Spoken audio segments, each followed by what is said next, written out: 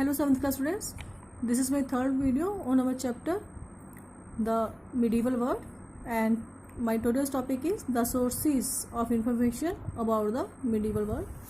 So first source of information which tell us and provide us information about the medieval history, that are the books and other written accounts. A number of writers, both Indians and foreigners, wrote many kinds of books on India.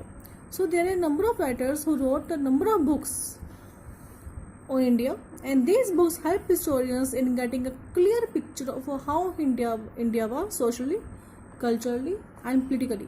So students, जो ये books हैं ये हमें information provide करती हैं social status के बारे में कि सोशल स्टेटस क्या था उस टाइम पर इंडिया में, like what was the status of the Hindus and Muslims, and after this how the society was divided, what about the status of women, like this. Culturally means to say what type of art and architecture was there, literature was there, languages were there, traditions, customs of the people, all these things cover under the culture. Politically, about the different rulers who ruled at the different times at different places of the India, means to say in the North India, in the South India, which leaders, which rulers rule over the areas. Some of these books are listed in the table below. Here are the list of the books which are written by some of the Indian writers and foreign authors. So here the name of the books, author name is given to you, languages in which these books were written, date means in which century they were written, and on what subjects they were written down. So first of all, here is a book Katha Sahit Sagar written by Somdev, जो कि book है on the collection of adventure stories. After this Shishupal वध, Shishupal actually में शिशुपाल जो है महाभारत से एक character है, उनके वध के बारे में, उनकी जो डेथ के बारे में डिस्क्राइब किया गया है इस बुक में. It is written by the मगहा in the Sanskrit language. Rajatarangini जो कि कलहल ने लिखी है, and it give us information about the Kashmir, king of the Kashmir and their lives. Then Vikramadeva Charita, जो कि विक्रमादेव चालुक्य किंग थे, विक्रमादित्य और अथि राजेंद्र चोला, उनकी लाइफ के बारे में बताती है हमें, and it is written by the Bilhana. Prithviraj Raso, very important book written by Chand Bardai. चांद बरदोई पृथ्वीराज रसो के, पृथ्वीराज चौहान के फ्रेंड भी थे और उनके कोर्ट पोइट भी थे. And this book tell us about the life of the Prithviraj Chauhan, Prithviraj Raso. Now here the some of the books written by the foreign authors. तहकीक हिंद जो कि अल-बुरनी ने लिखी है in the Persian language, and it tell us about the reign of the Mahmud of Ghazni. जब Mahmud of Ghazni ने India को invade किया था उसके बारे में हमें टाइम पीरियड के बारे में नॉलेज प्रोवाइड करती है. रिहाला जो कि इब्न बतूता की बुक है in the Arabic language, and it tell us about the reign of the Muhammad bin Tughlaq, जो कि दिल्ली सल्तनत में बेटा हम आगे चलकर इनके बारे में पढ़ेंगे, मोहम्मद बिन तुगलक के बारे में.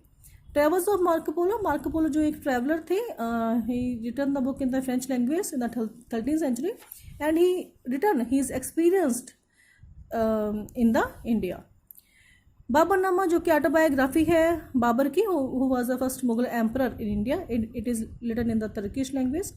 अकबरनामा जो कि अबुल फजल जो कि 9 जैम में से एक थे अकबर के कोर्ट में, उन्होंने इसको पर्सियन लैंग्वेज में लिखा है, and it tell us about the life of the Akbar. Second है inscriptions and coins. Inscriptions and coins are also important for the important source for the study of history of a particular period. Here it is an inscription given है बेटा आपको, ये देखो example, यहाँ पे एक यहाँ पे आपको एक पिक्चर जो हो रही है जो कि ए होल पिलर इंस्क्रिप्शन से ली गई है, आपको ए होल पिलर से ली गई है. And this inscription is compose by Ravi Kirti. Ravi Kirti जो कि कोर्ट पोइट थे बेटा पुलकेशिन II के, पुलकेशिन II जो कि चालुक्य किंग थे इन साउथ इंडिया, उनके कोर्ट पोइट थे रवि कीर्ति. उन्होंने पुलकेशिन जो किंग है उनके प्रेज में इसको लिखा था. ए होल पिलर इंस्क्रिप्शन का मीन्स क्या होता है, पिलर के ऊपर इसको लिखा गया. So it give us knowledge about the king Pulakeshin II, and it was written in the Sanskrit. So this type of inscription on the pillars, on the copper plate, and it lists the name of the king and those who gifted land to temples and to scholars. तो काफ़ी उस time पर जो हमारे medieval time में king थे वो land gift करते थे टेम्पल्स को, स्कॉलर्स को, उनके नेम भी यहाँ पर इंस्क्राइब्ड है on the copper plates and also on the some of the pillars. After these coins also give us details about the rulers and about their kingdoms, trade and economy. Trade की किस कहाँ से उनका trade कहाँ तक था, economy progress थी, develop थी. In these things are us we got to know about these things with the help of the coins. The Mughals in medieval India paid salaries in cash. तो जो Mughals थे बेटा India में वो salaries पे करते थे कैश में to their servants. And so there was a high circulation of silver coins. जो सिल्वर कॉइन्स थे at the time of the Mughals they were called the rupaya and gold coins were called the मोहर.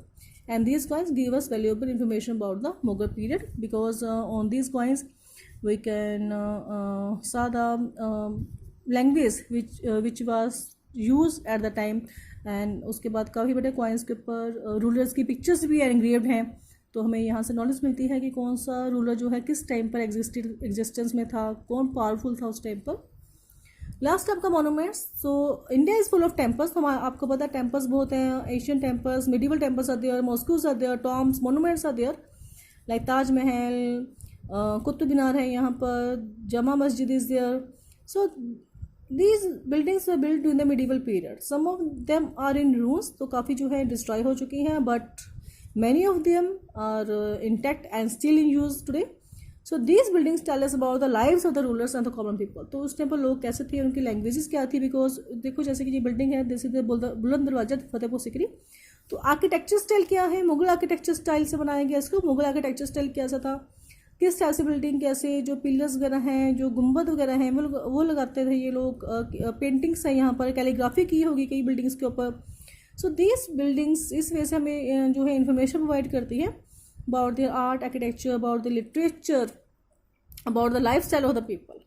सो students, these are the sources of information about the medieval period. And with this our chapter is completed. Have a nice day. Goodbye all of you.